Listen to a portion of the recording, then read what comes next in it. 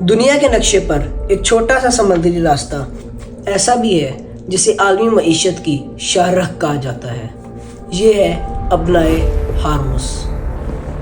یہ تنگ سمندری گزرگاہ خلیج فارس کو خلیج عمان اور پھر بحرۂ عرب سے ملاتی ہے۔ قدیم زمانے سے یہ راستہ تجارت کے لیے استعمال ہوتا رہا ہے، لیکن جب مشرق وسطیٰ میں تیل دریافت ہوا تو اس کی اہمیت اور بڑھ گئی۔ یہ ابنائے دو اہم ممالک کے درمیان واقع ہے، ایران اور عمان۔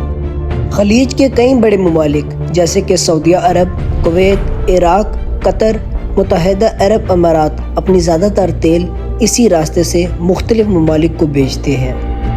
آخر کیوں یہ سب ممالک اسی راستے کو استعمال کرتے ہیں؟ اس راستے کی کل چوڑائی 33 کلومیٹر ہے، لیکن اصلی وجہ یہ ہے کہ بڑے جہازوں کی گزرگاہ کے لیے جو گہرا راستہ ہے وہ صرف 3 کلومیٹر ہے، جبکہ اس کے ارد گرد پانی کم ہے۔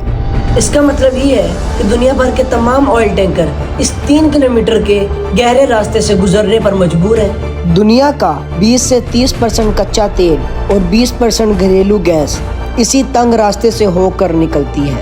اس راستے کی سب سے بڑی خاصیت یہ ہے کہ یہ پرشین گلف کو باقی دنیا سے جوڑنے والا اکلوتا شارٹ کٹ راستہ ہے۔ اب اگر ایران اس دروازے کو بند کر دیتا ہے تو باقی ممالک کی ضروریات زندگی اثر انداز ہوں گی، کیونکہ دوسرے راستے کے ذریعے پورے افریقہ کا چکر لگانا پڑ جائے گا۔ اور اگر مختلف ممالک کے ذریعے پائپ لائن بچھائی جائے تو تیل لانے کا خرچہ 50 گنا بڑھ جائے گا اور ڈیوریشن بھی بڑھ جائے گا۔ اگرچہ امریکہ خود بھی تیل پیدا کرتا ہے، لیکن وہ عالمی مارکیٹ سے جڑا ہوا ہے۔ اس لیے اگر تیل کی عالمی قیمت بڑھتی ہے اور سپلائی کم ہو جاتی ہے، جس کی وجہ سے صنعتوں کے اخراجات بھی بڑھ جائیں گے اور امریکہ کو مہنگائی کا سامنا کرنا پڑ سکتا ہے۔ آپ کا دعا گو واصف حسن۔